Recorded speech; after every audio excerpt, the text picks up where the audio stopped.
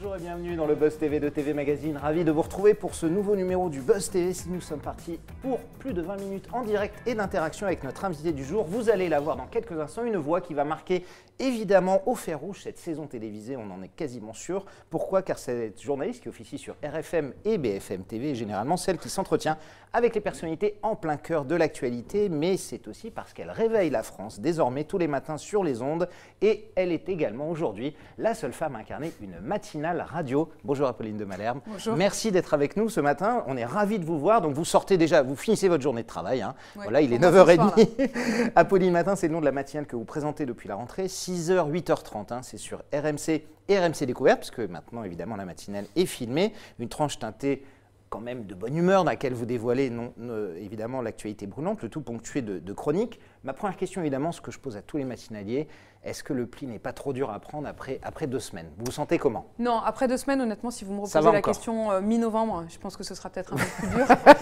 Mais pour l'instant, il fait encore très beau, c'est très agréable et puis c'est hyper dynamisant. C'est-à-dire que là, franchement, je suis portée aussi voilà, par l'énergie du matin.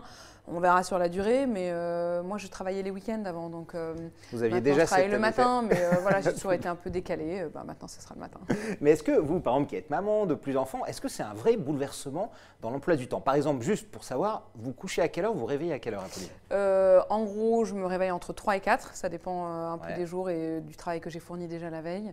L'avantage, c'est qu'il n'y a pas d'embouteillage à cette heure-là. Voilà, exactement. Et puis, en fait, je travaille tout le temps un peu, en fait, pour tout vous dire. C'est-à-dire que moi, j'aime être connectée, écouter, lire les journaux. En fait, tout fait partie du boulot. Tout vous nourrit aussi en vue de ce moment de la matinale. Donc, j'ai du mal à vous dire un emploi du temps à proprement parler. Mais vous arrivez à vous coucher vers 9h, 9h30 pour essayer de dormir? Oui, écoutez, il y a un peu des imprévus de temps en temps, et heureusement. Donc, non, mais en fait, voilà, je dors un peu la nuit, un peu la journée, et pour l'instant, ça tient plutôt bien. C'est pas la première fois que je le fais. Alors, effectivement, j'avais 10 ans de moins, mais j'avais travaillé à la matinale de Canal+. J'avais ensuite fait les éditos avant Christophe Barbier. C'était moi qui faisais les éditos politiques le matin sur BFM. Donc, j'ai toujours aimé le matin, il faut le dire. Même si, par exemple, quand j'étais aux États-Unis, je faisais mes directs à minuit, c'est-à-dire 6h du matin, heure française. Mais tout ça fait que voilà, on est tout le temps un peu autour du cadran. Et puis quand je pars le matin, je pense au boulanger qui lui part faire le pain. Ouais, voilà. Moi, je pars faire l'info. Exactement, chacun son job. Nous sommes en direct avec Apolline de Malherbe, qui peut travailler sur tous les fuseaux horaires, vous l'avez compris. On est évidemment en direct sur le Figaro.fr, sur Figaro Live, sur tvmac.com et bien sûr sur la page Facebook, sur le Facebook Live de TV Magazine, sur lequel vous pouvez poser toutes vos questions à notre invité. Quel regard portez-vous sur cette matinale? Quelle est la chronique que vous ne manquez jamais? Est-ce que vous suivez cette journaliste? Est-ce que vous suivez BFM? Est-ce que vous suivez RMC? Est-ce que vous écoutez cette radio? N'hésitez pas, vos questions, vos remarques et vos suggestions. Elle répondra à tout cela après les news médias de Damien Canivez.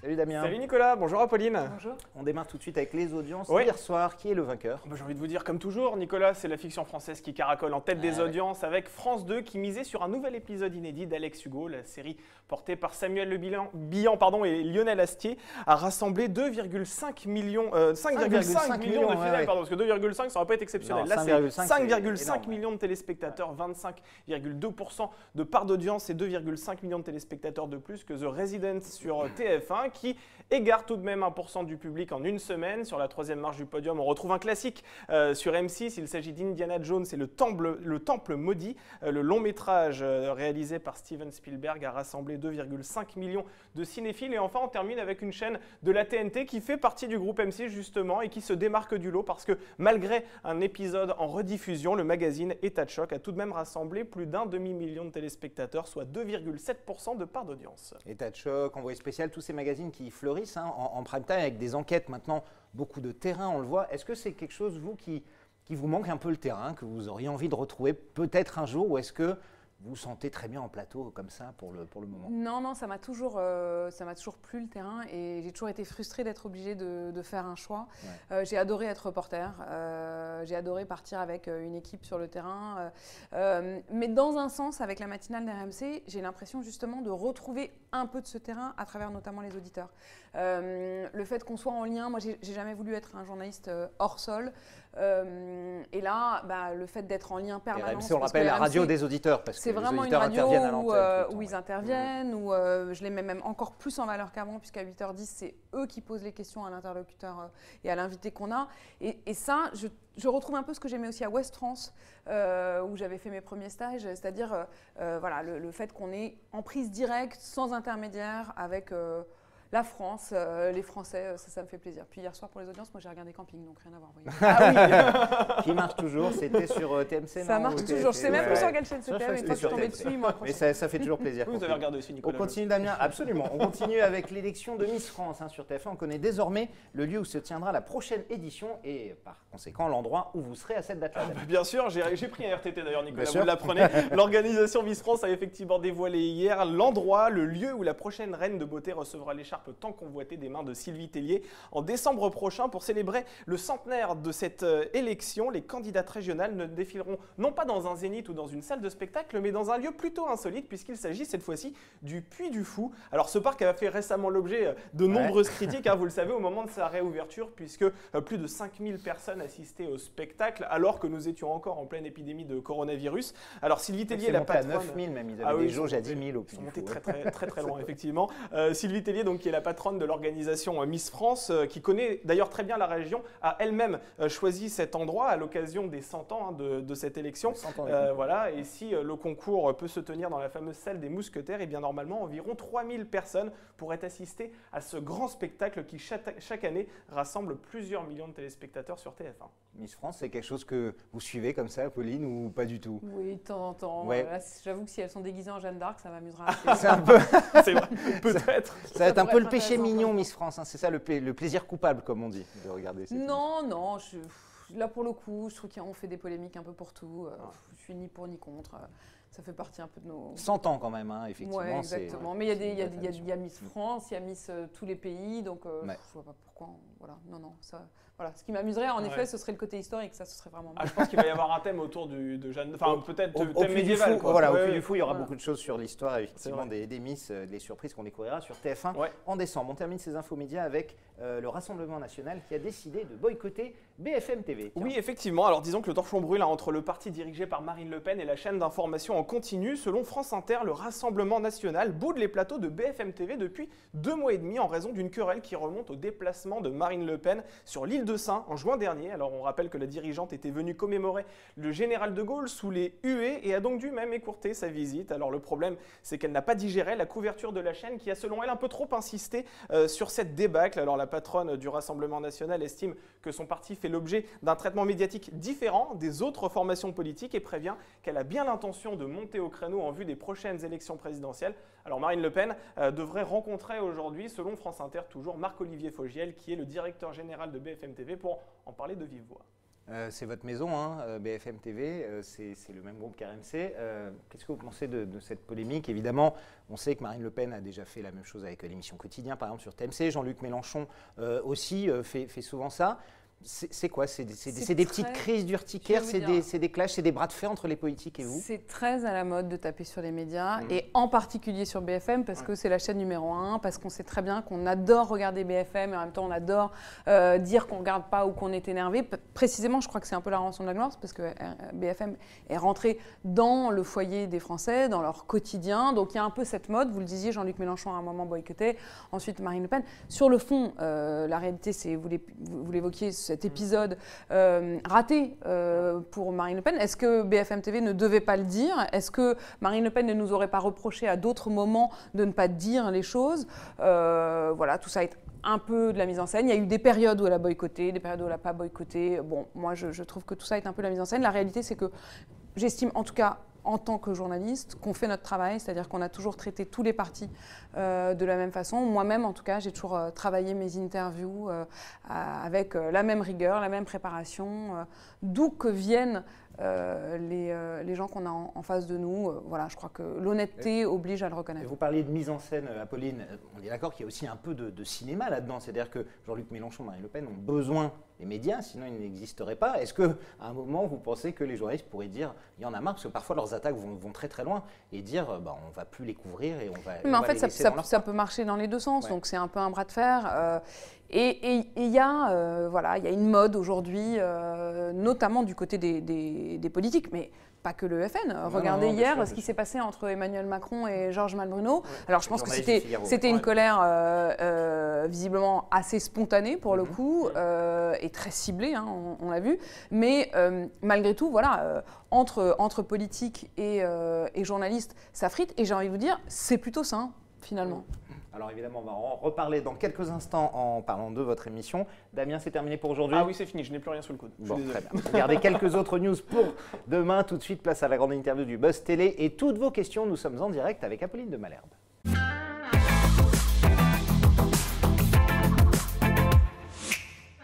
Depuis la rentrée, vous présentez Apolline Matin, chaque jour de 6h à 8h30, c'est la matinale d'RMC, diffusée simultanément sur la télévision sur RMC Découverte. Vous avez succédé à Jean-Jacques Bourdin qui a été à l'antenne de cette matinale pendant près de 19 ans, c'est ça, presque 20 ans. Est-ce que c'est facile de passer après Jean-Jacques Bourdin, qui est une espèce de monument de la matinale et qui était le pilier effectivement de cette chaîne et de cette station de radio notamment sur RMC? Non, c'est pas facile. Parce que j'ai un immense respect pour Jean-Jacques. D'abord, non seulement c'est vous le disiez, voilà, un très très grand journaliste, mais c'est vraiment lui qui a créé cette matinale, c'est-à-dire qui a créé aussi ce rapport avec les auditeurs. Qui venait d'RTL où il gérait les auditeurs là-bas. Il est toujours évidemment très important dans la matinale d'RMC, puisque c'est lui qui assure tous les matins l'interview politique. Ce matin, il avait François Bayrou, c'était vraiment l'invité à avoir aujourd'hui, puisqu'il vient d'être nommé haut commissaire au plan. Donc voilà, toujours un pilier essentiel. Après, je crois qu'on a en commun cette même franchise, c'est-à-dire le côté hyper cash. RMC, c'est une radio extrêmement vraie, et c'est aussi ce que j'aime avec cette radio. C'est une radio où on ne triche pas, où on vient comme on est, donc ça ne vous aura pas échappé, je ne suis pas tout à fait Jean-Jacques Bourdin, on a chacun notre, voilà, notre caractère, notre façon de faire, mais on a, voilà, je pense vraiment un point en commun et qui fait aussi la grande continuité, c'est une nouvelle matinale, mais avec une grande continuité dans je pense cette franchise, cette ténacité, cette volonté d'être vrai, quoi. Et comment s'est passée la succession? C'était pas facile, on sait que Jean-Jacques Bourdin n'avait pas forcément envie de partir. Vous, c'est c'est RMC qui est venu vous chercher, vous dire, Apolline, on voudrait que tu fasses ça. Vous aviez candidaté pour la matinale, pas particulièrement? Non, ça ne s'est pas passé comme ça, mais ce qui est vrai, c'est que je crois que les choses se sont faites de manière assez naturelle, ou en tout cas aussi naturelle qu'elles peuvent. Ça fait presque 8 ans, je crois, 8 ans, que j'étais le joker de Jean-Jacques Bourdin, de manière vraiment progressive. J'ai commencé par le remplacer pour le 8h30, la grande interview sur BFM TV et RMC. Ensuite, progressivement, j'ai même fait au pied levé les éditos politiques sur la matinale d'RMC. Et puis, je me suis mise depuis 3 ans à le remplacer 8 semaines par an. Vous grignotiez du terrain peu à peu, c'est ça? Je ne sais pas si c'est ça, mais en tout cas, je crois vraiment que les choses se sont faites de la manière la plus évidente et naturelle possible. De son côté, vous lui poserez la question, mais en tout cas, du mien, j'ai le sentiment que le passage de relais, c'est pas comme si je tombais du ciel, quoi. Les auditeurs me connaissent, je les connais, c'est une matinale que j'aimais déjà, qui évidemment est nouvelle puisque je l'ai remise à ma patte avec ce que moi je suis. Mais voilà, la transition, la continuité est là et elle s'est faite de manière assez naturelle. Et quand s'est passé le passage témoin, il y a eu quelque chose, il vous a donné des conseils, il a discuté avec vous? En fait, on s'est parlé avant l'été, on s'est reparlé depuis, et puis on se reparle tous les jours, je vais vous dire, parce que en fait, le choix aussi de l'invité du 8h30, c'est une continuité avec le reste de la matinale, donc on travaille main dans la main. Damien. Oui, nous sommes en direct sur la page Facebook de TV Magazine, on est également sur le Figaro.fr, alors on salue Guillaume qui est avec nous, d'ailleurs qui s'appelle Guillaume Bourdin. Alors est-ce que c'est de la famille de Jean-Jacques Bourdin? Je sais pas. Il faudrait qu'il nous tienne au courant quand même, mais il estime en tout cas que vous êtes une brillante journaliste. Jean-François est avec nous beaucoup également, Sylvain. Beaucoup de fans, pardon. De fans. Beaucoup d'hommes. De fans, du coup, de fans, exactement. Et on va poser la question de Jimmy sur Twitter qui souhaite savoir comment faire pour réagir dans votre matinale. Comment ça se passe en fait? Eh ben alors c'est très simple, c'est le 32-16. 32-16. Il appelle le 32-16, il y a Catherine au bout du fil notre géniale chargée du standard, elle s'occupe vraiment, elle l'accueille. Et puis ensuite, c'est moi en direct. Et ça, c'est vraiment une de nos forces. Alors, il y a le 3216, il y a aussi l'application, s'ils nous écoutent sur l'application RMC, il y a un onglet qui s'appelle Direct Radio où ils postent ces messages et on le rappelle derrière. Il y a la page Facebook, Apolline Matin. On peut même envoyer des vidéos, éventuellement, si on est témoin. Exactement. de choses, Et puis, c'est vraiment tout au long de la matinale, donc même avant, dans la pré-matinale, donc sur Bonjour RMC, c'est Mathieu Rouault et Anaïs Castagna qui lui répondront. Et puis ensuite, moi, tout au long de la matinale, je le disais, moi j'ai vraiment des auditeurs qui réagissent, qui témoignent, qui apportent aussi leur point de vue. Et puis à 8h10, tous les matins, il peut nous appeler pour le rendez-vous qui est vraiment face aux auditeurs. C'est eux qui posent les questions. Je vous donne un exemple. La semaine dernière, j'avais Jean-François Delfrécy, qui est le président du conseil scientifique. Et pour la première fois, il a répondu directement aux Français. Et ça crée des échanges aussi qui sont très forts, qui sont très naturels. Et il y a un casting d'auditeurs qui est organisé, parce que j'imagine que vous devez avoir des milliers d'appels chaque matin. Comment ça se passe pour être sélectionné en fait? Non, en fait, bien sûr qu'on est obligé de sélectionner, parce qu'on ne peut pas passer absolument tout le monde, mais c'est aussi parce que parfois, ils posent tous la même question ou quoi, donc on ne va pas être trop redondant. Donc, ça dépend de la pertinence de ce qu'ils veulent dire. Exactement. On leur demande avant ce qu'ils veulent dire. Mais moi, j'estime que les auditeurs, vraiment, cette matinale, c'est aussi eux qui la font. Et même moi, parfois, ça me surprend. Je veux dire, au départ, par exemple, le foot n'était pas forcément ma grande force, ou en tout cas, ce n'est pas ma spécialité. C'était pas de là que je venais. Évidemment, avec l'actu PSG notamment, ça c'est quelque chose qui vraiment rentre dans ma matinale et qui m'apprend aussi à moi beaucoup. C'est-à-dire que je suis hyper heureuse chaque matin d'avoir des auditeurs qui parfois même moi me bousculent, quoi. Alors en arrivant à la tranche de cette matinale, Apolline Matin sur RMC, vous êtes la seule femme à présenter une matinale à la radio en France, entre Yves Calvi, Mathieu Béliard, Marc Fauvel et tout. Est-ce que c'est une fierté que vous tirez, Apolline, ou est-ce que vous vous dites il y a encore du boulot et du chemin? Non, en fait, c'est marrant parce que j'aimerais bien, idéalement, que ce ne soit pas un sujet. Mais je constate… Il y a Léa Salamé, Mathieu et Oli. Voilà, mais en tout cas, ce qui est vrai, c'est que moi, je dis, j'aimerais bien que ce ne soit pas un sujet, mais de fait, ça l'est, puisque si on regarde cette rentrée, en effet, je suis la seule à être vraiment chef d'orchestre. Ce qui montre que peut-être on n'a pas suffisamment fait confiance. Alors, il y a des femmes maintenant dans beaucoup de jobs journalistes, mais ce qui est marrant, c'est que pour moi, quand j'ai repris BFM Politique, à l'époque déjà, c'était aussi la confiance que mes patrons m'avaient faite. À l'époque, c'était notamment Hervé Bérou, qui est encore aujourd'hui vraiment, je pense, quelqu'un qui m'a fait confiance et qui m'a donné cette chance. Et il m'a donné BFM Politique à l'époque, alors que c'était Olivier Mazerolle, avant cela, qui était à la tête de BFM Politique. Donc un homme qui, je crois, à l'époque avait 72 ans, moi j'en avais 32. Force est de constater que ça a été plutôt un bon choix, je pense. En tout cas, moi, j'ai été extrêmement heureuse à la tête de cette émission dominicale. Donc, heureusement qu'il y a des gens qui font confiance. Je crois que ça vaut vraiment complètement la peine, quoi. Mais l'espoir que j'ai, c'est que bientôt, ce ne sera plus un sujet. Les stations sont un peu frileuses encore là-dessus, à votre avis? Non, enfin, globalement, pratiquement tous les patrons sont encore frileux là-dessus. Ce n'est pas une histoire de médias. Donc, tous les patrons de tous les médias. Damien. Une question d'actualité de Terence sur Twitter qui souhaite connaître votre avis concernant Charlie Hebdo. Vous savez que le procès des attentats s'est ouvert hier. Il souhaite savoir si vous êtes toujours Charlie. C'est vrai que c'est une question qui revient assez souvent. Non seulement toujours, mais même plus que jamais. Je pense que… et ça m'a vraiment frappé cette semaine avec l'ouverture de ce procès, à quel point c'est profondément un choc que l'on revit tous de ces journées. Alors là, pour le coup, qu'on soit journaliste ou pas, je le dis en tant que citoyenne, on a vécu ces journées d'horreur d'il y a 5 ans. Le Charlie Hebdo, l'hypercachère. Enfin, je veux dire, quand on se souvient qu'en France, aujourd'hui, on peut tuer des gens parce qu'ils sont juifs. Je veux dire, on est quand même… il y a de l'antisémitisme partout, tragiquement, mais en France, il y a des gens qui tuent les autres, que ce soit des femmes, que ce soit des enfants. Moi, je me souviendrai quand même toujours, et je pense que le choc n'a pas été à la hauteur de ce que ça aurait dû être au moment de Mohamed Merah, qui a quand même tiré une enfant, une petite fille par les cheveux pour la tuer à bout portant parce qu'elle était juive. Donc, ce procès, il est extrêmement douloureux, mais il est extrêmement salvateur.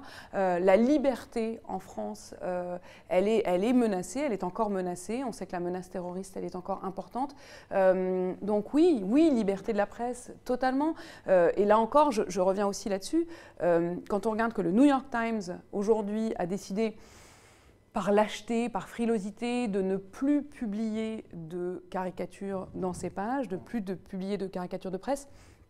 Mais quel échec! Heureusement que l'on est encore debout et que l'on maintient cette liberté. Encore une fois, je crois qu'il faut respecter chacun, mais avec aussi la liberté d'en rire. Elle recule, cette liberté d'expression dont vous parlez notamment. Regardez le New York Times, honnêtement, je trouve que c'est un énorme recul. Ouais. Oui. Ouais. Il y a une vraie frilosité en tout cas de leur part. On a vu fleurir quelques critiques, il y en a toujours. Il y a des féministes, il y a ceux qui se réjouissent de voir une femme prendre la tête du matinal. Et puis il y en a d'autres qui ont évidemment toujours des critiques à faire, comme le nom de votre émission, Apolline Matin, qui a été jugé sexiste par quelques internautes sur Twitter, alors que le nom d'avant était Bourdin Direct. Donc c'était le nom de famille de Jean-Jacques Bourdin. Vous, on utilise votre prénom. C'est quoi? C'est une polémique totalement stérile, c'est ridicule. Bon, en fait, il y aura toujours des ronchons. Oui, on est d'accord, c'est pour ça. La réalité, c'est qu'en plus, ce nom, Apolline Matin, je l'ai trouvé avec mes proches. En fait, il y avait à la fois du côté d'RMC et du groupe des gens qui planchaient et qui réfléchissaient. Et puis moi aussi, de mon côté, je réfléchissais avec ceux que j'aime et qui ont envie aussi que ça, de trouver quelque chose qui soit le plus juste possible. Et donc, Apolline Matin, c'est même pas eux qui m'ont proposé, c'est moi qui l'ai proposé. C'était votre idée. Je trouvais que c'était très bien. Et puis, en fait, si RMC était macho, honnêtement, ils ne m'auraient pas choisi. Donc, c'est plutôt ça l'important, en fait. Ils ont décidé de mettre une femme à la tête de la matinale. Et de ce point de vue-là, en fait, je trouve que les internautes auraient plutôt dû dire chapeau. Alors, évidemment, il y a des grandes différences avec la matinale précédente. Pour les auditeurs qui vont arriver, qui vont écouter RMC, là, à partir de maintenant, c'est la rentrée, tout le monde s'est remis dedans. Qu'est-ce que vous diriez pour les inciter à arriver? Et surtout, quelle différence avec ceux qui écoutaient Jean-Jacques Bourdin avant, pendant 19 ans? Ça va être quoi les petites retouches que vous allez faire? En fait, la promesse que je leur fais, c'est qu'ils trouveront de l'info. C'est-à-dire qu'ils trouveront vraiment l'actu. Ça, je viens aussi avec ce que je suis, c'est-à-dire vraiment avec BFM, avec le journalisme politique, une rigueur. Donc, chaque jour, je pense que quelle que soit l'heure à laquelle ils allument RMC ou RMC Découverte, que ce soit à 6h, à 6h30, à 7h, ils savent que dans la demi-heure qui vient, ils auront l'essentiel de l'information. Ils ne passeront à côté de rien. Ça, ils peuvent me faire confiance. Par ailleurs, il y a une force, je trouve, de cette matinale et que j'ai encore renforcée, qui est que c'est pas, si vous écoutez d'autres matinales, vous allez avoir une succession d'éditos.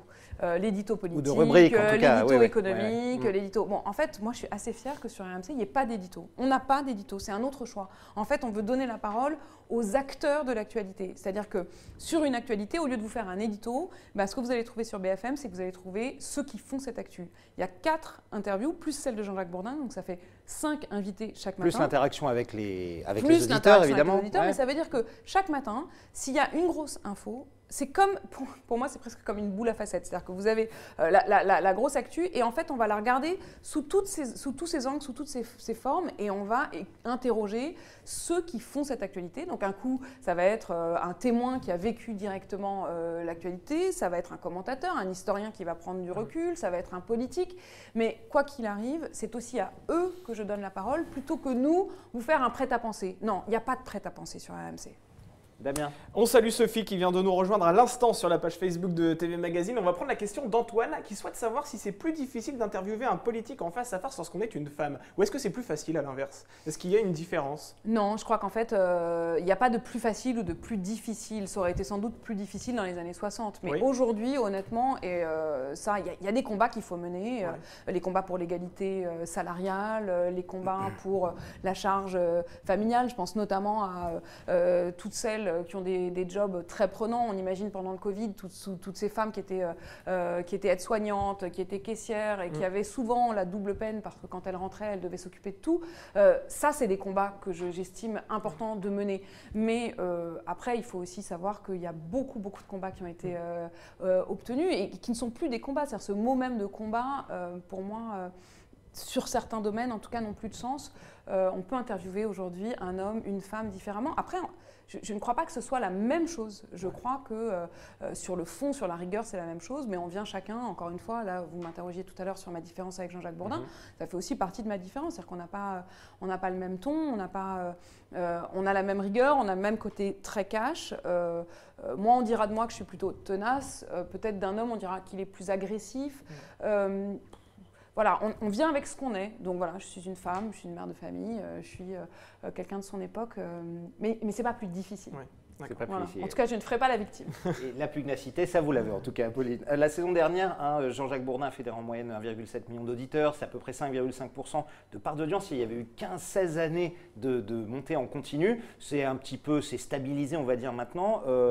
C'était 830 000 téléspectateurs sur RMC Découverte également. Est-ce qu'on vous a fixé des objectifs d'audience cette année? C'est garder à peu près ces parts d'audience, essayer de progresser? Vous avez vu des... Non, on vous a rien dit. Enfin, non, c'est-à-dire, on discute évidemment de tout ça et le défi est important. Et moi, évidemment, on vous dit qu'il ne faut pas baisser. Évidemment que ce que je souhaite, c'est pouvoir non seulement, j'espère que ceux qui aimaient déjà la matinale d'RMC s'y retrouvent encore aujourd'hui, et puis bien sûr accueillir tous ceux qui n'auraient pas forcément eu le réflexe avant, qui se seraient dit non, RMC, c'est pas pour moi, qui sachent que sur RMC, ils auront non seulement l'info, mais ils auront aussi cette liberté qu'ils trouveront peut-être pas ailleurs et qui, je pense, est assez salutaire. Donc rigueur, bienveillance et liberté.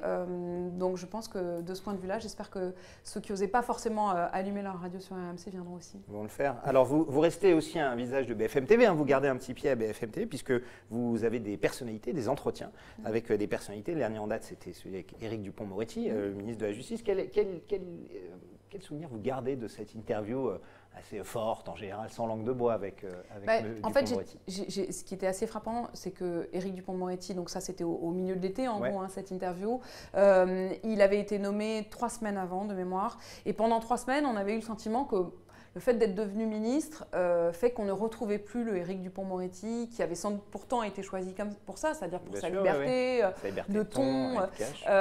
Et en fait, ce qui me frappe, c'est que, je ne sais pas si vous avez suivi, mais il y a 2 jours, il y a eu toute une polémique sur le mot ensauvagement. Mais au fond, Éric Dupond-Moretti cet été, alors c'était peut-être passé un peu sous les radars parce que c'était au milieu de l'été, mais je trouve qu'il avait eu une franchise encore plus grande en fait à ce moment-là. On avait retrouvé le Éric Dupond-Moretti assez libre. Je l'avais interrogé sur ce mot ensauvagement et il m'avait déjà répondu qu'il n'aurait pas utilisé ce terme, qu'il estimait qu'il mettait de l'huile sur le feu. Donc c'est pas du tout une surprise et je pense que cette interview, si on la revoit aujourd'hui, est une interview un peu comme si c'était un pilier de ce qu'il va décliner par la suite. Donc je suis très heureuse d'avoir eu cette seule interview pour l'instant sur la longueur vraiment d'Éric Dupond-Moretti où il y avait déjà, je pense, en germe beaucoup de choses de ce qui va le porter. Damien, une dernière question et on passe à notre rubrique de fin. On va prendre une question de Mathieu justement qui souhaite vous faire agir concernant l'entretien avec Juan Branco. Souvenez-vous qu'il a fait beaucoup parler à l'époque, c'était dans Bourdin Direct je crois de mémoire, et il souhaite savoir si vous regrettez cette interview. Alors on va recontextualiser, en gros il y a eu beaucoup de critiques parce que certains ont estimé que vous étiez partial au cours de cette interview, un peu trop agressive. Est-ce que ça vous a marqué cet entretien? D'accord. Juan Branco, c'était l'avocat de Piotr Plawensky, qui avait piégé Benjamin Griveaux. Non, je ne regrette pas du tout. D'abord, je ne regrette pas de l'avoir invité. Oui. D'ailleurs, il a immédiatement accepté quand je le lui ai proposé. Par ailleurs, j'estime que ce qui est formidable avec le direct, c'est que c'est un échange. Il était lui-même aussi en direct. Donc tout ça est extraordinairement transparent et c'est une des choses que j'aime avec mon métier. Donc voilà. D'accord. Merci beaucoup Apolline. Merci. On termine tout de suite par notre rubrique sucré-salé pour la fin et pour la bonne bouche. Sucré-salé, c'est notre rubrique de fin. Je vais vous donner 2 choix et vous choisissez, c'est comme ça dans la vie, on est plutôt sucré, plutôt salé. Je vous fais 2 propositions et vous me dites celle que vous préférez. Est-ce que vous êtes plutôt Yves Calvi ou Nicolas Demorand? En fait, 2 de vos concurrents. Je vais être plutôt Yves Calvi le lundi et plutôt Nicolas Demorand le mardi. En fait, la réalité, c'est que je zappe. Alors en ce moment, je ne peux pas trop les écouter. Un peu Mathieu Béliard au milieu. Et un peu Mathieu Béliard au milieu, exactement. Non, et puis même de temps en temps, Guillaume Durand sur Classique. C'est-à-dire que voilà, moi, c'est mon métier. Donc mon métier, c'était aussi de les écouter, et notamment cet été en podcast. Maintenant, c'est un peu plus difficile. C'est le même horaire, il y a un conflit horaire. Plutôt Bruce Toussaint ou Jean-Baptiste Boursier? Ça dépend si vous êtes du matin, du week-end ou du soir. Donc, je suis très contente de retrouver surtout Jean-Baptiste Boursier, qui notamment reprend BFM Politique. Donc, avant, je ne pouvais pas trop être Jean-Baptiste Boursier. Maintenant, je vais être les 2, du coup. Plutôt Charles Magnin ou Anthony Morel, 2 journalistes de votre matière? Franchement, c'est dur. Non, mais alors, je ne peux pas choisir parce que la prochaine, je vous demanderai de choisir entre vos enfants. Préparez-vous. C'est exactement ça. Ou votre père ou votre mère. J'ai l'impression que vous êtes en train de me faire un choix cornélien. C'est terrible. Je les aime profondément. Et ce que je trouve génial, justement, c'est d'avoir des personnalités aussi différentes et ils adorent se parler et je joue beaucoup aussi de ça. Il y a vraiment une équipe formidable le matin. Plutôt Emmanuel Macron ou François Hollande, le prédécesseur? Alors là, franchement. Je ne vous parle pas forcément de Alors là, préférence politique, ça va être plutôt par exemple en intérêt médiatique. Jamais je ne choisirais. J'entendais l'autre jour, je crois que c'était Canteloup ou Gérin qui disait que Emmanuel Macron n'était pas caricaturable, enfin que c'était beaucoup par rapport à Hollande et Sarkozy. Difficile d'en jouer, oui, de ce point de vue-là, forcément, c'était plus marrant, voilà. Mais en fait, sur la rigueur de mon travail, honnêtement, vous ne pourrez pas me faire choisir. En interview, plutôt Didier Raoult ou plutôt Éric Dupond-Moretti? Je garde quand même un souvenir très très fort de l'interview de Didier Raoult, parce que là, pour le coup, c'est aussi le contexte. C'est-à-dire que c'était en plein confinement, on vivait complètement figé chez soi. Moi, je ne sortais que pour aller travailler dans cette ambiance quand même extrêmement lourde. Et puis tout d'un coup, vous vous retrouvez à prendre l'avion pour aller à Marseille, au milieu d'une France complètement à l'arrêt. Marseille, où il y avait quand même cette ambiance autour de Didier Raoult qui était assez inouïe. C'était la première grande interview qu'il donnait. Il en a donné davantage depuis, mais c'est la première fois qu'il parlait sur la longueur. Donc de ce point de vue-là, c'est quand même un moment. Vous ne l'avez pas trouvé trop dur, parfois odieux, parfois condescendant. Il n'a pas été tendre. Mais moi, j'attends pas des gens qui soient gentils avec moi. À aucun moment, je n'attends cela. Je pense que c'est encore une fois là. Je rebondis aussi sur ce que vous me disiez tout à l'heure sur Juan Branco. C'est la force du direct. Donc, si les gens se sentent suffisamment libres pour répondre avec leur caractère, mais tant mieux. Je le vis plutôt comme le fait que l'interview est un vrai moment de vérité. Plutôt radio ou plutôt télé, pour finir? Ce qui est génial, c'est que je fais les deux. Ouais. C'est bien. Si vous voulez me regarder sur RMC, voilà. Et en même temps, RMC Découverte, ce que je trouve génial, c'est que c'est une télé, mais qui a gardé le côté incroyablement chaleureux et naturel de la radio.